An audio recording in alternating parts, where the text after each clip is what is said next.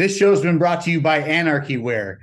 They are a great organization who sells clothing, banners like what's behind me, hats, all kinds of stuff. And they're absolutely amazing. Not only do they put out awesome content, they also make awesome things like this. And if you're a Spooner fan, you have this. Let me stand up. I didn't sign shit. Lysander Spooner. If you're a Spooner fan, you'll totally understand. If you're not a Spooner fan, get in my DMs and I'll let you know, because he's one of the greatest to ever do it. This flag behind me, enemy of the state. Man, that's Murray Rothbard, the greatest to ever do it. I'm a Rothbardian. He is my favorite economist. He is my favorite anarchist, libertarian, whatever you want to call him. Fantastic material that he's put out. I highly recommend you read his books, but Anarchy Wear has everything from bold to cute and modest. You know what I mean? So like, check them out at Anarchy Wear on X, aka Twitter, at anarchywear.ca on anything meta, being Facebook and or Instagram. They're awesome. I love those guys. They're doing great things, and I highly recommend you follow them and get some goods from them, man. I love everything I have from these guys, and they're amazing. And let me throw this in for you. If you use promo code BudsnReality, Buds, letter N, reality. I know you know how to spell. If you're watching this show, you're pretty smart. I know you are. Anyways, get at them, get yourself some gear. And if you use the promo code BudsnReality, you will get yourself 15% off. Who doesn't like a deal? So get at them, check them out. They are great, awesome people. Thank you for the sponsor, and let's get on with the show. Welcome to the BudsnReality Show. I'm Sean Collins, your favorite anarchist. And we got Ben DeJong back in the house. Ben DeJong. Yeah, it's either a J, hard J, or a silent J. There's no in between. It's DeJong or DeJong. Well, I had to throw in both because, you know, I just have to. But it's good to have you back. You're like part-time co-host at this point. You know, it's one of those things where like, I'm so glad to have you on, and I'm so glad you're accessible for in times of need. But you and I kind of, well, we gel. Our brains are in the same spot when it comes to a lot of this nonsense, you know, whether it be, you know, the banking or the foreign policy or the economy or whatever it may be. You know, we're at the same level. And if not, we could have a little debate about it, and it's great. You know, we could debate and be friends at the end of the day. Listen up, LPMI. Anyways, I was just gonna say, I think that's where I think we really missed the mark in the Libertarian Party is, like, we love to argue on social media. I think social media was the worst thing for the Libertarian Party, because too many of them are cowards enough where they won't pick up the phone and actually talk to someone, but they'll throw shade and they'll shit on other people, especially other libertarians, on social media. But you can't do that in a venue like, you know, a podcast like this. So where, if we were just limited to social media, who knows the rapport that we would have today. But we were exposed right off the bat. We were having conversations, you know, as soon as we met in person, and we've kept them up. And so where we do have differences, I already have the respect for you and the value for you that, like, I want to hash them through. Like, I want to know, like, where you're coming from and what makes you tick. And man, I wish, like, it would almost be a prerequisite to join the Libertarian Party, to be like, all right, you're going to have to, like, be on a podcast and talk to people for at least 2 weeks before you're let in. Because, like, if you're not willing to actually converse about these ideas and you just want to be a shit poster that just trashes other libertarians, peace out. We don't need you. We got enough of those. well, I mean, you could always send those types of people my way, like, you know, because I'm the anarchist in the crew, right? So like, I'm the one who's going to make sure your principles are on point. Otherwise, I'm going to blast you. That's kind of, you know, that's what us anarchists have kind of have been set out to do, I guess. I don't want to say that completely, but like, you know, even Larry Sharp, you know, before was like, yo, you know, you hardcore ANCAPs and anarchists, you know, you're the ones who keep us libertarians in check, you know, from being RRD light. And I love that he said that. I love that coming from him because I respect that man big time. Oh, he's brilliant. Like, he's almost too smart. I think his downfall is he is usually the smartest person in the room. And the problem is, you know that pretty quickly because he tends to overtalk and talk too long if he's talking or discussing anything with anyone else because he is the smartest person in the room. Which I love that about him. And to be quite honest, like, you know, all this presidential shit would be thrown aside for me personally if you put Spike Cohen and Larry Sharp on the same ticket. And I don't care who's the president and the VP at that point. Either which way is fine by me. I would definitely take it. That's my personal dream team. Like, if let's just put it this way, if Spike Cohen was like, yo, or Larry Sharp was like, yo, we're running with the other person, I'm running with that, and I'm going to work their campaign. And I'm sorry to any other candidate that, you know, that I said, you know, I got your back or whatever. All bets are off when it came to Spike and Larry, honestly. Yeah, there are certain messengers within the Libertarian Party that are, you know, almost untouchable. I mean, I'd put a Tom Woods and a Dave Smith in that category, that they're just brilliant messengers. Like, I just watched Dave Smith on Candace Owens podcast, and it was How was that? 2.5 hours of glorious libertarian wet dream. And the fact that Candace was there coming from the right, I always kind of too often I kind of categorized her in the Charlie Kirk vein of the Republican. I mean, they're waterboard. They just, whatever the message is from the Republican Party, they're going to carry it forward. And I don't know if it's the fact that she's started to have kids that has made her much more open to alternative viewpoints. But she seriously, and I completely believe her when she says, she ended that conversation and she said, this is the most important and most valuable conversation I've ever had on this podcast. I need to listen to that. I haven't checked that out. I need to listen to that. And I mean, Dave Smith hit it out of the park, and it was, I think, very even-handed. Candace brought some great material about a conversation, or actually a speech that Muammar Gaddafi had at the United Nations. And I had never heard any of this come out ever. And he laid a spanking to the United States and talked about actually like weaponizing a healthcare scare in this speech. And he was killed months after giving this speech. And like, holy shit. I mean, like I said, it was a great podcast. And not only because a lot of times these type of podcasters, I tend to be just a cheerleader for the Libertarian because it's just, I've heard all of this before and it's just, you know, being regurgitated for a new audience. But the fact that Candace brought facts forward that I had never heard. So not only was it a podcast that I could be like, yes, you know, what a great point.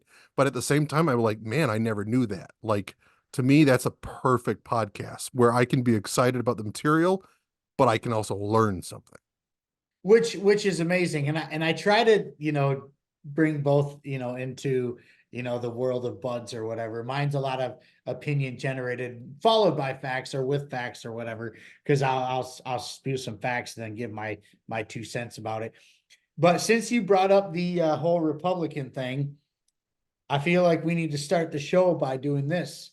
We have Mr. Justin Amash running for Senate for the state of Michigan. Debbie Stabenow has decided she's done, and the seat's going to be open. Well, obviously that Alyssa Slotkin jumped on board real quick, you know, and she was a congressional chick for a long time before this, and now she's running for the Senate seat here in Michigan, which is a national Senate seat to boot. And well, let's just be frank, you know. The Libertarian Party has been dragging their feet on this. Well, they haven't necessarily been dragging their feet. They had a candidate who was going to run against Slotkin, it ended up not being the greatest situation in the world. Whatever. I don't want to get too much into that. But Justin Amash, Mr. Justin Amash, who is a congressional guy here in Michigan on the west side of the state out of Grand Rapids, for like 10 years. He was a Congress dude for like 10 years. And he did lead the Republican Party in 2019 to become an independent. And in 2020, he became a libertarian. Well, and he was I think, a big voice and a face for the Tea Party. The Thomas Massey, Justin Amash, Rand Paul. I mean, they were kind of like, when you saw them coming out of a government building, you were like, please let the building burn behind it. Like, they were the Beatles, of liberty in Washington, D.C. So, I'm excited to see a potential return. Am I on, I'm not the fanboy I probably once was for Justin. Ron Paul got me into, libertarianism, and so he was the gateway drug, but like Justin was the one to support it. And so going to his town halls and, watching how he was diligent about posting every, justification behind his voting, and his attempt at least to be more transparent than most. That was a white pill for me, and that got me, more excited about the chance of liberty. But what do you think about it? I mean, I've heard enough from the libertarian side of things. But what do you think personally? Well, I think before we get into what I think personally, I think we need to walk people through exactly what's going on here. And the fact of the matter is that Justin Amash is a libertarian running as a Republican out of the state of Michigan. And a lot of libertarians are libertarians, and anarchists are anarchists, and blah, blah, blah. So they're like, well, this guy's running as a fucking Republican, and how can you trust him, and this, that, or the other? Look, guys, I'm going to put this to sleep real quick. Justin Amash running as a Republican out of the state of Michigan is the best scenario possible, considering the circumstances that we're in at this moment. Number one, if anybody's listening to this show and you've been a part of the whole, LP infighting thing, especially with the Michigan, we did that quite a few months ago. Number one is that the Libertarian Party in Michigan is in disarray, and to be quite frank, they're not going to be able to financially get this man where he needs to be. It's impossible, especially considering the fact that the opponent on the Democrat side, Alyssa Slotkin, is projected to raise $50 million as a senator. Now, let me break this down for you and put this in perspective for you. Governor Holcomb out of New York in 2022 raised about $22 million as a governor. And now you're talking a Senate race out of the state of Michigan, somebody raising $50 million. Number one, the LP is a train wreck here in Michigan. And number two, financially, it's not feasible. So he's running as a Republican. Look, guys, I don't know what to tell you. It's the best case scenario.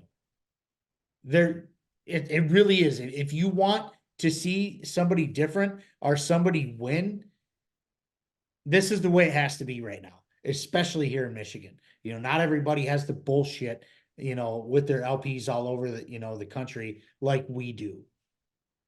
So that being said, I'm completely on board with him running as a Republican, and I'm going to vote with him. I fully endorse him as a Republican. And I know I've said a million times, oh, I'm never going to vote for that shit again.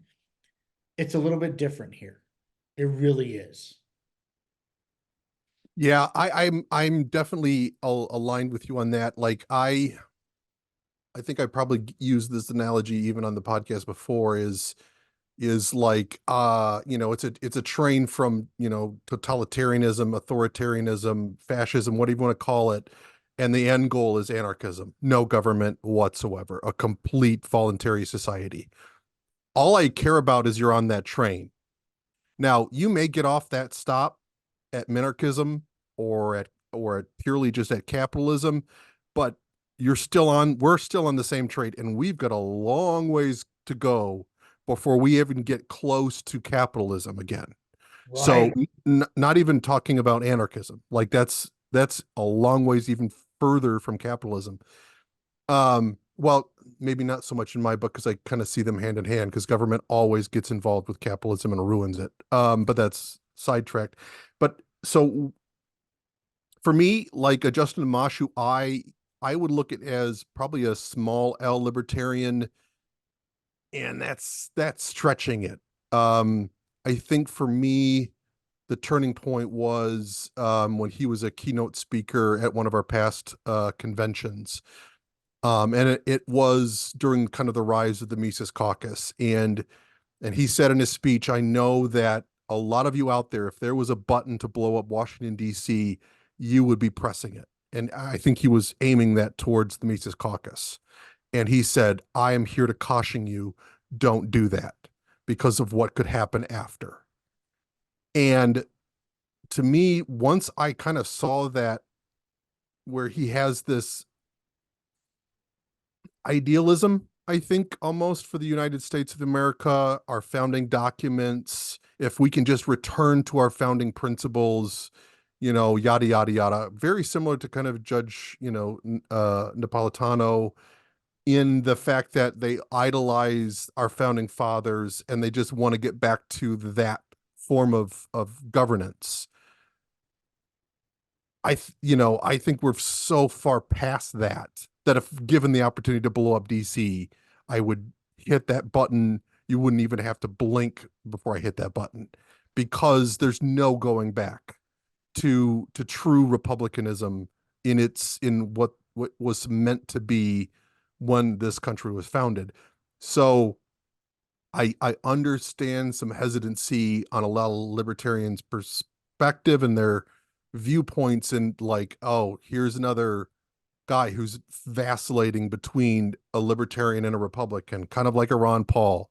I'm a libertarian. No, I'm a Republican. No, like they're purists at heart, and so they feel like you're ride or die libertarian. And the moment you walk away from that, like, fuck you, I'm done with you. I'll do everything to watch you burn.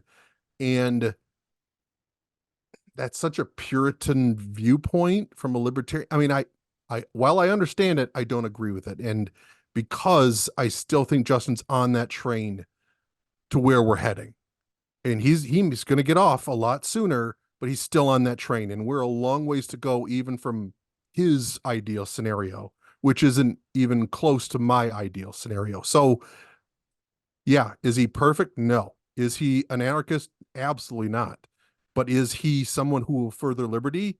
Yes, absolutely. And Well, so we should get behind that. he's a constitutionalist. That's, and for people who are into the constant, I am very anti-constitution, but we don't have enough time for that.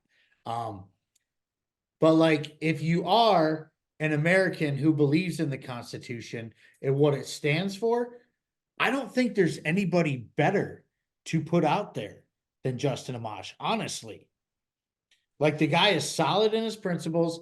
He will literally vote no on anything, and he's got the record to prove it. You could look it up, please. Anything that's been unconstitutional, that man has voted no on every single time. And the dude was in Congress for 10 years.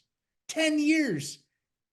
Like, a lot of people in 10 years cave to conformity and whatever, whatever your team's saying and playing for, they'll just be like, well, yeah, we got to do it. He's never been that guy. And Yeah, and I know that the libertarian platform doesn't allow for, party funds to support a non-libertarian, and I get that. You can't be a party if you're spending your money on other parties. But this could be an opportunity for potentially some, libertarian unity in the state of Michigan to get behind a Justin Amash, and whether it's, forming a PAC, a libertarian PAC for his campaign, whether it's for individuals who are willing to, to do something and to get out and help him win.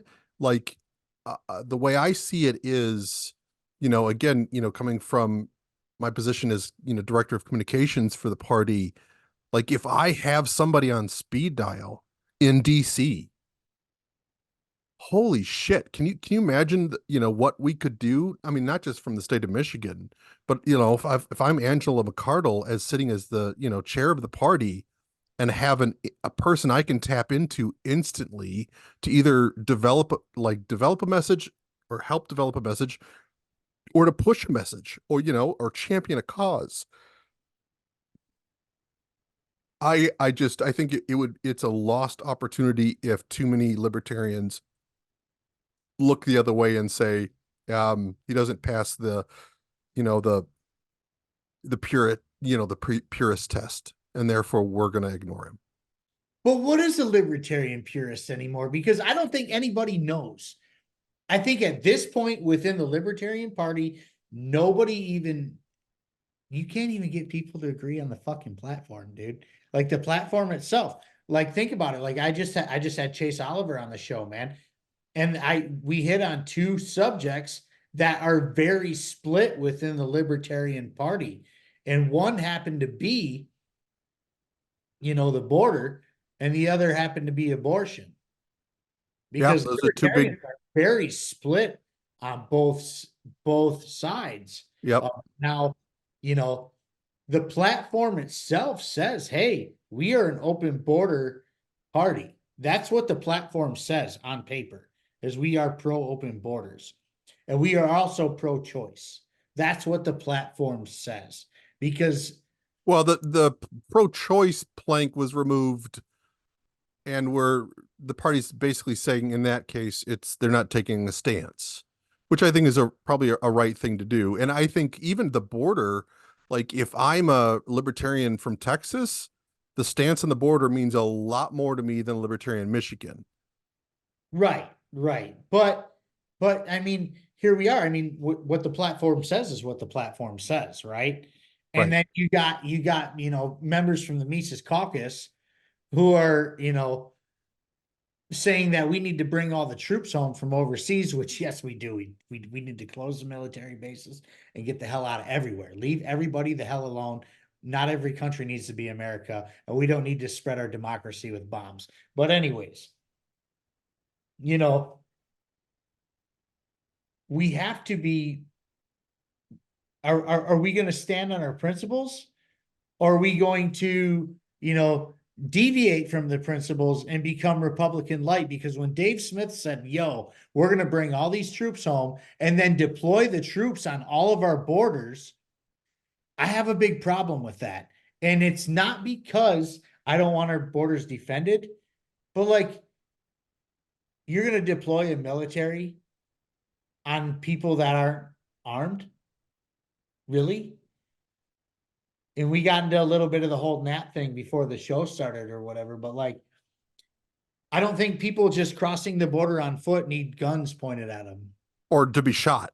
Or to be shot or whatever it may be. Now, I understand, what's the point of having borders or being a country if you're not going to have borders? The anarchist in me, says, yo, open borders across the board, right? But you don't get a bunch of free checks when you come here. That's the thing. Like, you take away all the free shit that comes with immigration, all of these conversations are obsolete. They don't mean anything. They're not happening because nobody's going to come here and just have to fend for themselves, right? Unless they got a pocket full of money and they can kind of take care of themselves while they're getting started. But like, honestly, or they have a sponsor family, already plugged in, so they have a path. About. Yeah, I think that's beautiful. Like, to me, that's a perfect balance of having an open border and still honoring property rights. Because if you're outside the country, but you're being invited to stay with a host family who is supporting you until you can make it on your own, that's a perfect balance of an open border policy because you put all of the due diligence on that host family. Like, all right, here's how to run a background check on the or develop that reputation before they even apply. Here's an app to say here's a family in the Ukraine who really want to move to Chicago because they have a third cousin once removed and they're looking for a host family. I have one of my very good friends, his wife's family came over from Slovakia that way. Is they got plugged in with a host family. That host family was a part of a church. So it was turned into like a ministry of like, how can we bring over people from hurting nations or hurting countries or hurting regions? We can fund them because we can tap into the church. We have ways to plug them into, local communities again through the church, and it's all funded again, whether it's through sponsorship or through the church. Like government is, you basically have to fill out the form as the host family to say I've done my due diligence, I've looked in the background, I have them plugged in, they will be fully supported, they will not be, kind of like a drain on the system because we've got them, we've got a path for them.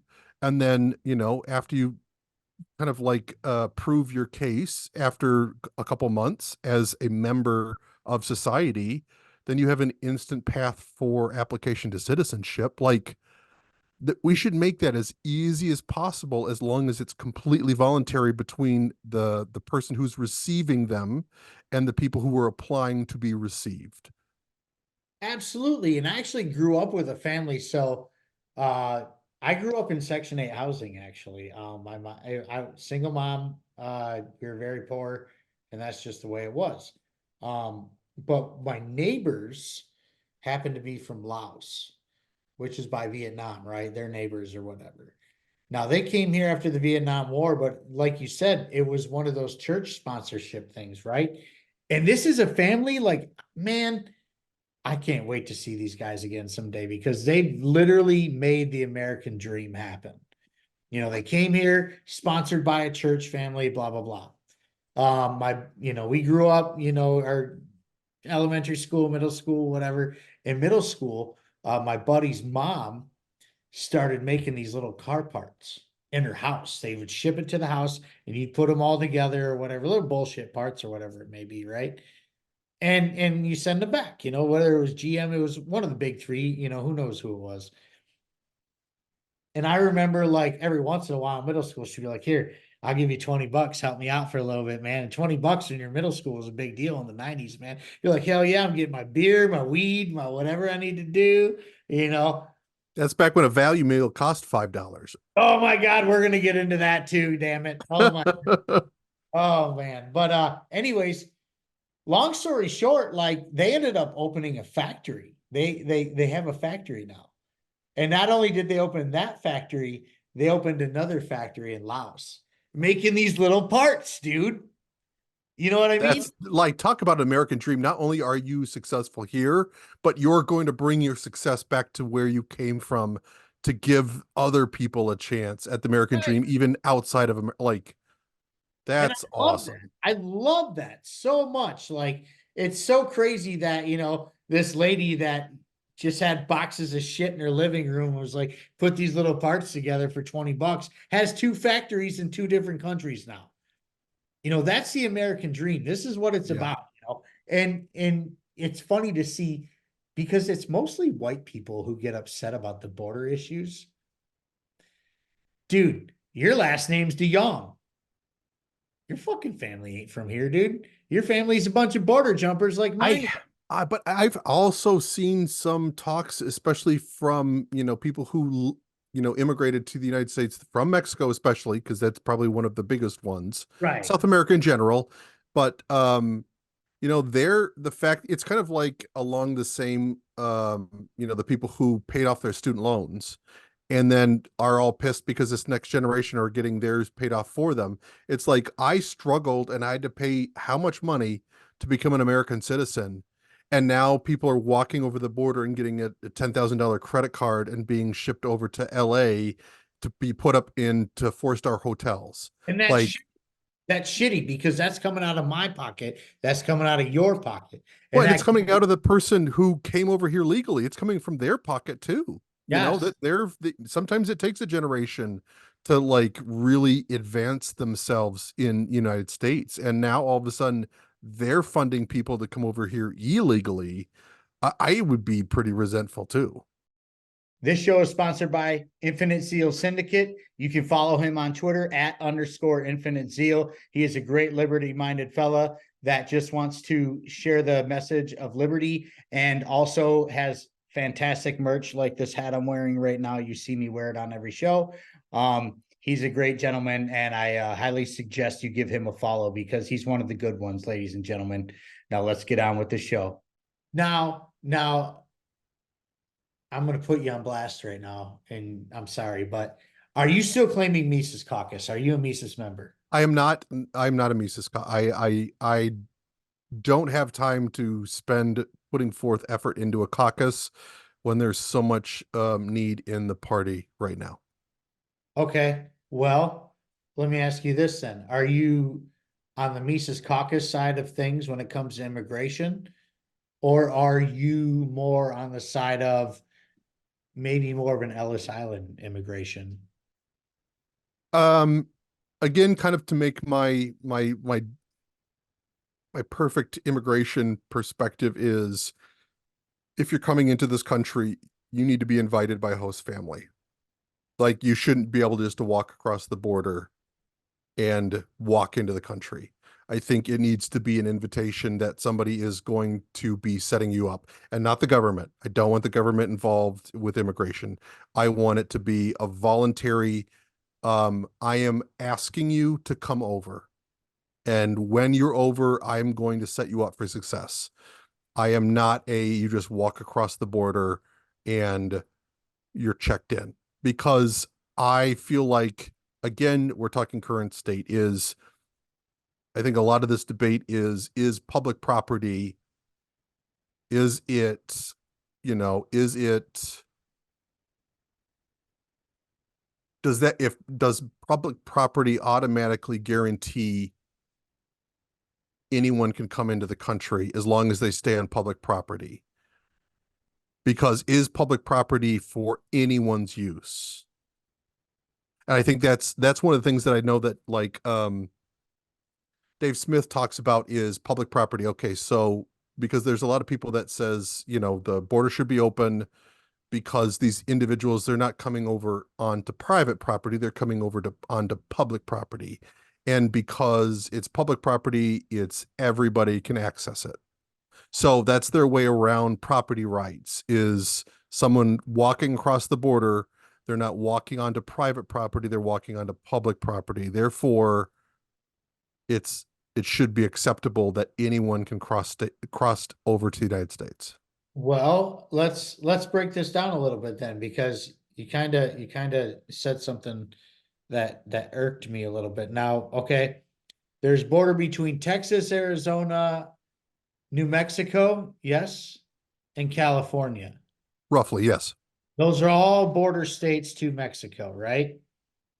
Now, when we speak of public property, what does that mean? Because if public property, do you mean by government owned property per se, quote unquote? Because if it's government owned, that means it's publicly owned, which means the people own that property. And the people should be able to defend that property by any way fit, right? This is why I say as the hardcore ANCAP, property rights fixes all of this, all of it. Because then said person can be like, yo, you're not coming on my property. I'm going to hire this firm or whatever company to defend this property, or I'm going to do it myself. And I'm within my rights to do that because it's mine. I own it. Okay. Right. This fixes everything. But that would be in an ideal state, right? Because government wouldn't own property. All property would be private property. But I mean, we have to get out of that mentality that government can own anything. They can't own anything. It's impossible. They can because of current laws. They shouldn't. They can because the people allow it. We need, oh man, like we could have a 9-hour show about this, but like, no, seriously, how can an entity and I'm going to steal from Millet again, though, an entity that can't produce anything, how can they own anything or give you anything if they can't produce anything? They thrive off of extortion. They don't work without extortion, theft, whatever you want to call it. It doesn't work. So, like, if the government or if this state land or whatever it may be, it's the people's land. They can't own anything because without the extortion of our pay, they don't own shit. Like that, we have to change the mindset of the mentality of this country, because to be quite frank, like, part of the reason that they're getting away with what they get away with is that people don't understand the power and the rights that they actually have. And they've given up over generations. Yes. And I think to your point, I mean, just look at like national parks. I mean, there are some states that the national park, which means that the federal government owns that land, is more than the privately held land in that state. And that's just bonkers to me that's even tolerated. But that's, I think, what comes down to, because I think most libertarians understand property rights. If I own the property, you can't just walk onto my property without permission. So, so in a perfect world where government didn't own property, anyone coming into the United States would be trespassing by default because it's privately held property. Therefore, to gain entrance, they would have to go through some type of a filtration system, probably like mine, where you have sponsorships. So you say, yes, I am going to sponsor this family, and they are invited onto my property. So in a perfect world, that's how you would handle immigration. Is it would be voluntary. Is here's a family that wants to come onto my private property. I'm telling you right now, I've accepted their terms, and now they can cross over to the United States. I mean, would that be, again, we're talking hypothetical. This is where government doesn't own property, where it's all privately owned. Well, then if said individual that owns that property says, yo, you can come across here, well, there's not much you can do until they go on the next person's property, and then they can do whatever they want. Right. Because it's like, for me, it's voluntary. And unfortunately, we don't live in that world. And so I think that's where the debate that I've seen where it makes the most sense is that public, aka government property, migrants can be on that property because the government says so, because they own it. Mm-hmm.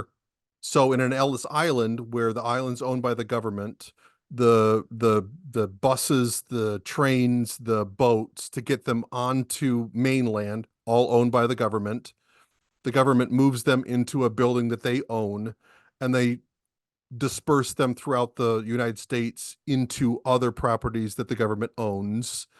And so is public property, i.e. government property, is it open to all citizens whenever that citizen wants to have access to it?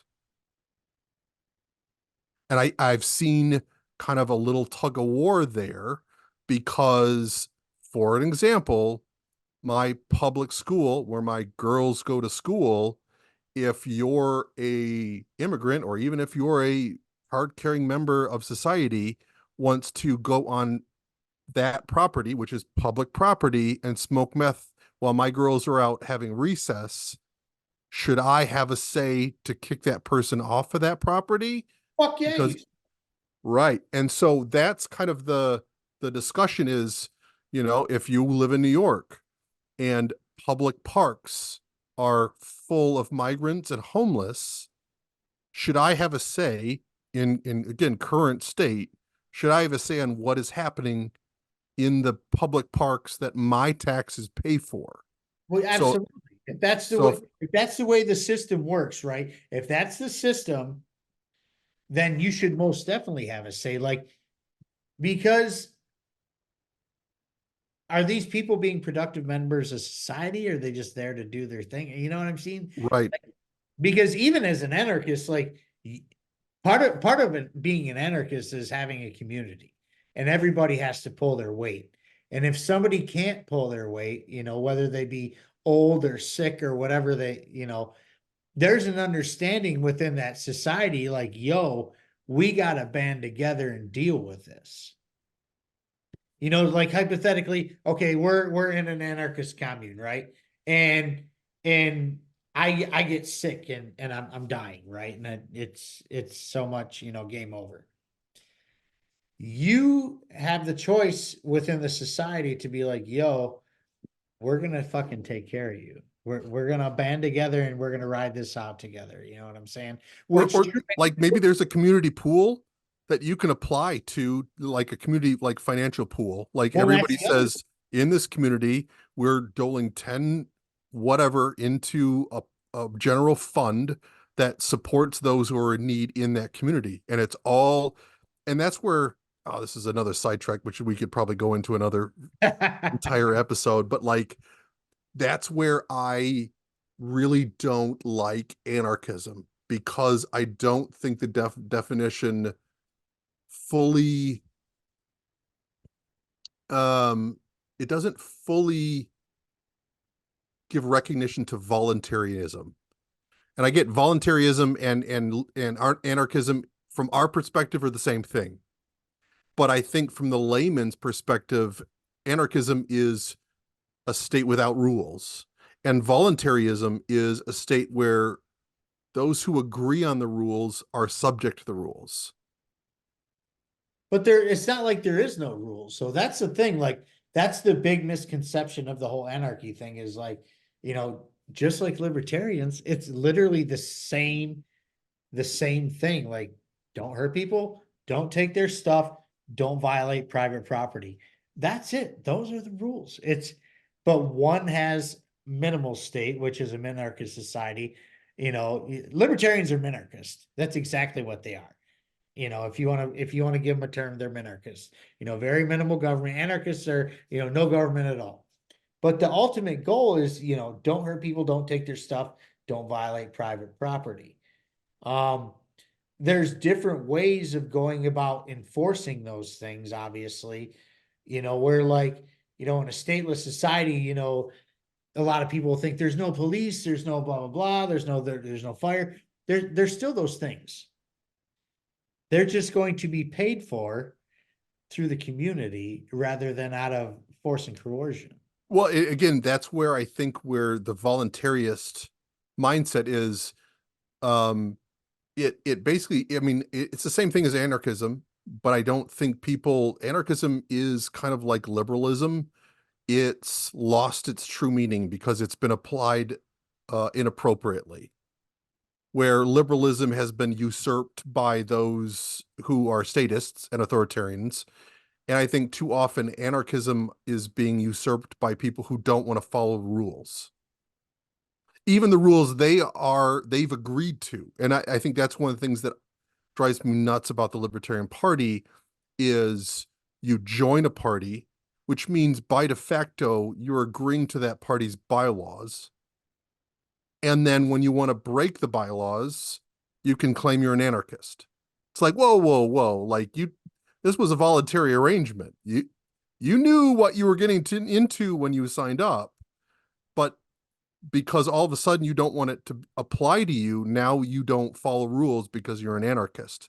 And I think that gets abused. I mean, I've also heard this. I'm a free No, speech you're correct. absolutist. You're 100% correct. I've seen these arguments on social media a million times. Right. And me being an anarchist, that'd be, well, I'm just an anarchist and I don't give a shit. Well, then why are you hanging out with these people then? You know what I mean? Like, that's the thing. Like, why are you paying dues? I'm an anarchist who believes there needs to be a stepping stone before we hit the North Star. Okay. And that's where the Libertarian Party comes in. This is why that train to anarchy, like perfect state. I love the Libertarian Party because that's our step to the North Star where I want to be. Okay. If we can figure it out with minimal government, we can figure it out with no government. You know what I'm saying? But we got to start somewhere. You're not unless there's like a complete societal collapse, which is not on the realm of possibility. Very true. But if there's a complete societal collapse, people are going to have to learn how to be anarchists real quick. real quick.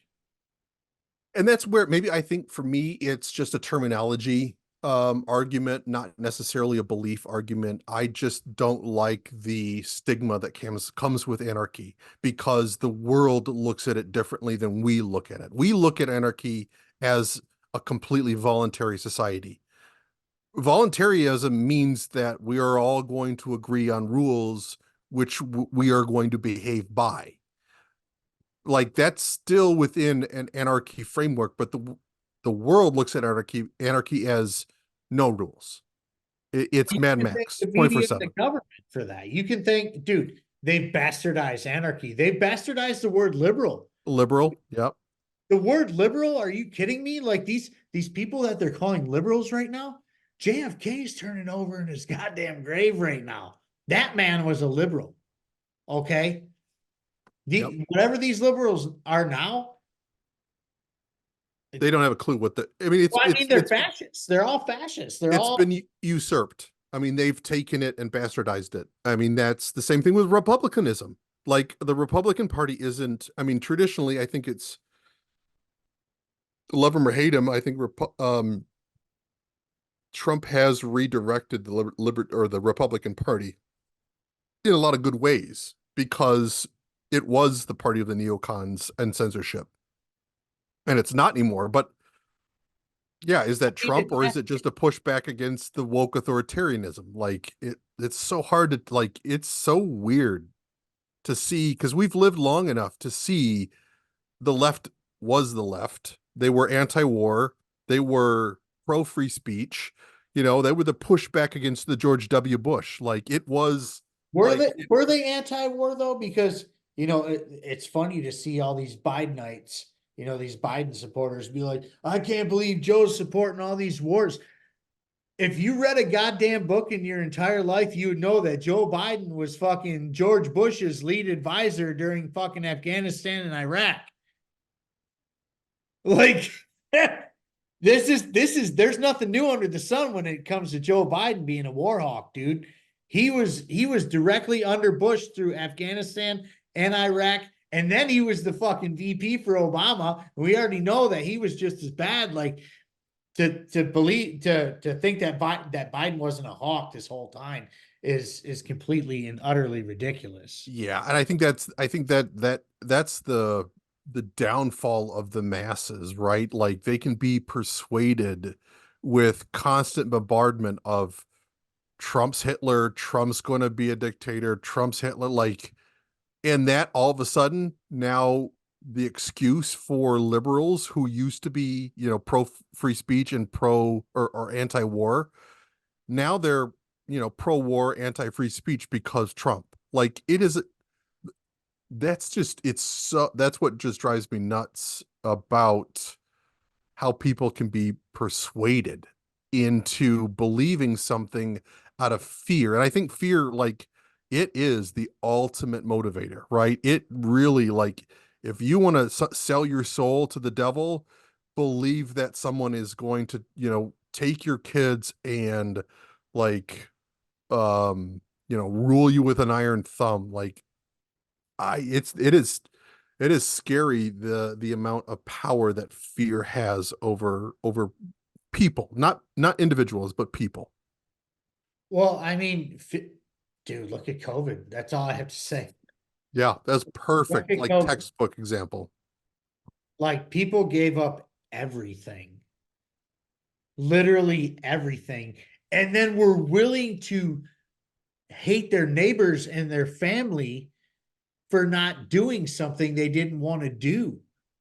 Like that was engraved in their head. There was, dude, I keep seeing it like all these Facebook memories. Facebook is good for memories, and that's about it, right? Until you get hacked and then it gets all erased. Well, yeah. Well, I think I'm pretty sure my Buds page is about to get nuked on Facebook. Like they don't show anything, but it doesn't matter. But dude, people literally just said, "Here, take whatever you want from me and make everything okay." Nobody questioned anything. Nobody, I mean, there were people, I'm talking about the masses. You know what I mean? There's plenty of people questioning stuff or whatever. I was Individuals, right?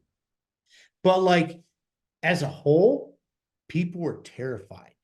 People didn't know what to do, and they were literally willing to give up whatever they needed to in order for a little bit of protection. And they have no idea what they did when they did that. None. Like,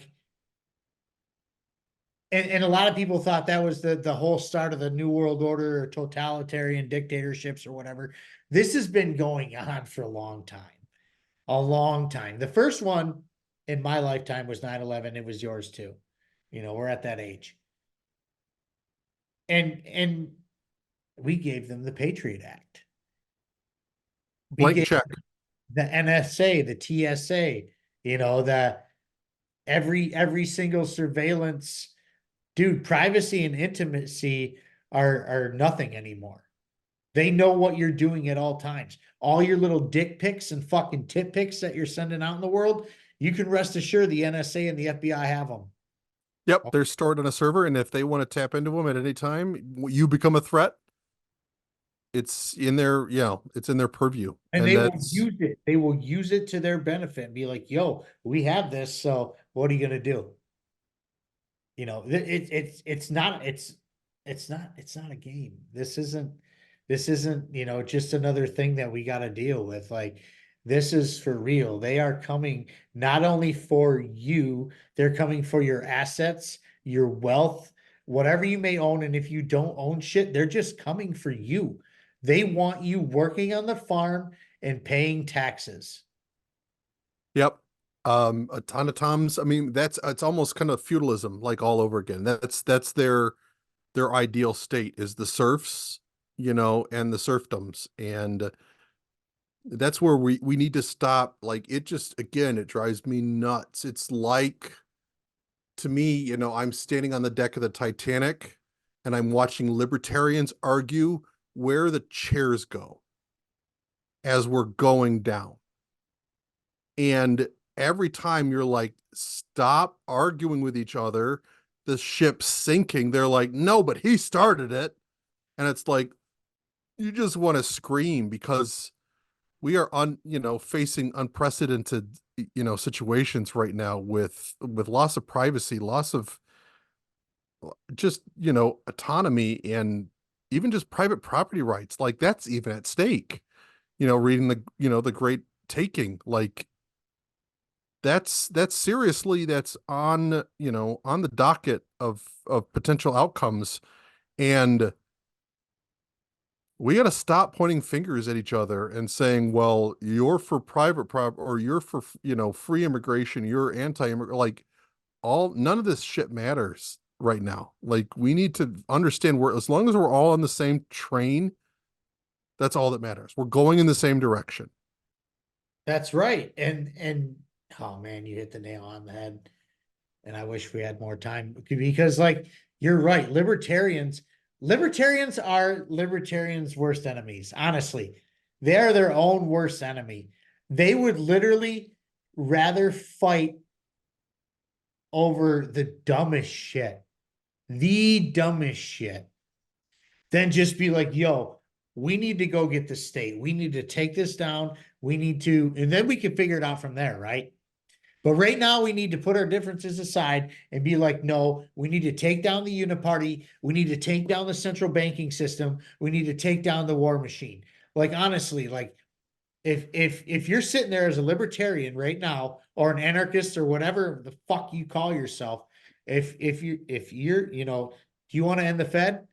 Do you want to end the wars? Do you want to end the empire? If your answer is no to any one of those, go be a Republican or a Democrat somewhere then. Yeah, your North Star should be individual liberty.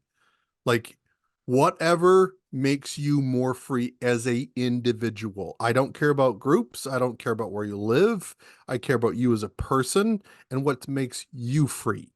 And that should be your North Star. And if somebody else is trying to further that liberty, get on board with them. I know, and this is probably, again, kind of off topic, there's a lot of people that I was really on board with. I didn't agree with 100%, but all of a sudden they were like for the bombing in Gaza. Like, to me, that's a no-go red line. Like, we may be on the same train, but if you're for killing, you're not on the same train. That's me. There's That's a litmus test for me. There's probably more than two deal breakers, but the two main ones are, if you're about trans and kids, I can't align with you. And if you're about war, I can't align with you. I could probably align with you with just about anything else, but like, and anything to do with like stripping rights. I can't align with you if you're okay with taking someone's rights away from them, whether I agree with them or not. Like, if you're okay with taking somebody's rights, like those are the things I really can't fuck with somebody else about. And I think that's probably why we get along to, you know, regardless of our smaller differences, we align on those 100% across. There is no justification or excuse for breaking those. And I think that's what should be the litmus test. Like, are you anti-war? And if you're anti-war, are you always anti-war? And if you're not, if you can make an excuse for war, I mean, it's definitely worth talking about, but man, that's the ultimate, you know, not privacy, but like, if you can't own your own body, like property rights, and if you're for killing other people, you're taking away their right to their own body. Like, you cannot be counted as a libertarian in my opinion. But I am pro self-defense. And if somebody wanted to come around and fuck around with our country, or if they wanted to come here and fuck around at my house, I will do whatever I need to do necessary to do what I need to do. You know, I don't know. Protect me and mine. Like, you know what I mean? There's nothing that's going to stop me from protecting what I need to protect at that point. Like I said this a million times, you know, like, oh, there's a civil war on the horizon. And I've said, yo, I'm going to dig my boots in the dirt if that happens. But I will not dig my boots in a civil war where it's between, you know, Trump and Biden freaks. You know what I mean? Like, you can have it. Knock yourselves out, dude. I don't want any part of that. Now, if you want to, you know, say hypothetically, like somebody invades us or whatever, oh man, I'm digging my boots in the dirt with whoever wants to dig next to me, and we are going to fuck shit up. Okay? And the same thing goes for the state. And I'm tired of fucking beating around the bush about it. There's gonna come a time where good men have to do bad things. It's inevitable at this point. Now, are you willing to go to bat for your fellow man? Are you going to bat for fucking Joe Biden or Donald Trump? Because if you're on that train, you can have it. But if you're willing to go the distance against the state, oh boy, you have made yourself an ally, and we're going to go for a long time until we don't make it, or we do. Yeah, I totally agree. And that's where it's at. It's protecting yours. It's protecting yourself and yours. And the only way to do that is to be local. Like, our ultimate enemy is the state. And I am much more worried about the state in DC than I am the state in Beijing. That's right. That's right. And localization is the way to protect yourselves. We say it 1,000 times on the show, like, yo, you know, you can nullify this, and this. This is a real thing. Dude, pay attention where your local, you know, seats are. There's probably seats that aren't even filled there. Straight up. And all kinds of local seats aren't filled out there. And if you want to go out there and make a change, go out there and do it. And get like-minded individuals to do it with you. And if anything, just go there and be disruptive. I don't know how else to say it anymore. It's just, yeah. And if you're a libertarian, anarchist, or anyone out there who has a passion for liberty, you know, if you're online and you're like, you're going to shit on another libertarian, oh, I got him this time. No matter what it is, how about you stop and say, is there a status that I could redirect this rage to? And do it.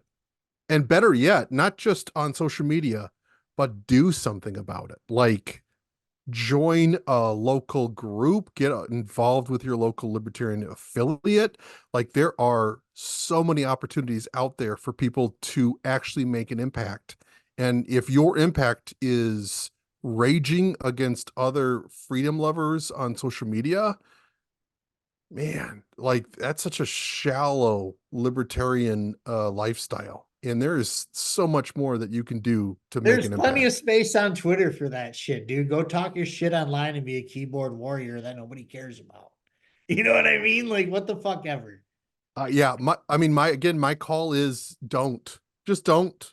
Like if, I mean, that to me, that's the ultimate litmus test is if your actions are proving that you are pro liberty, or if your tweets, I'll take actions any day. So you know what? If you're a libertarian who's going to come against me, or the party, show me, give me a paper trail. Show me what you've done for liberty. Because if all you've done is just to throw shade on social media, you're no better than the leftists that are, have got their Ukraine flag in their bio. It's meaningless. I'd rather have my Rothbard flag in my bio, but Ben, my man, I got a boogie, man. I got another meeting I got to get to. It was good to have you. Thank you so much. I really hope you guys take into consideration what we've been talking about here and stuff, because like now is the time. Now is the time to get involved. Now is the time to use your voice. Get involved by any means. Like, if you have a candidate you like a lot, throw them a few bucks if you can do it. Or just go door knock. Or, well, I shouldn't say go door knock. I'm not pro door knocking because I don't want anybody knocking on my door. Still private property, but you know what, the controversy around like supporting Justin Amash, like if you are 100% against that, throw a comment in, like why are you against that? If you are pro supporting a Republican, or even a Democrat, which that's a far-fetched one, but you know what, if you're like, I'm gonna support liberty no matter the acronym or the letter behind their name, comment why. I think this debate needs to happen. Like, should we run libertarian candidates against pro-liberty candidates because they're of the wrong party? Like, we should be talking about that kind of stuff. And, like, where should we put our effort? Because Justin has a huge opportunity here. And if there's a compelling reason why we shouldn't get behind him, I'd love to hear it. And I think we'd both love to have that debate. I would love to hear that too, and I would love to smash it down just as much as I would love to hear it, because the guy's great. He's controversial within libertarians. What's not controversial between libertarians? This hat could be controversial. This wine could be controversial. You know what I mean? It doesn't matter. If you want to move this forward and bring liberty back and bring freedom back and bring your life back the way you want it to be, because you're the only one who knows how to run it best, you know what you got to do. You know what you got to do. And it's not hanging out with the fucking ass clowns in DC. Support liberty in all its forms. Till next time, peace, love, and liberty. Be good, y'all.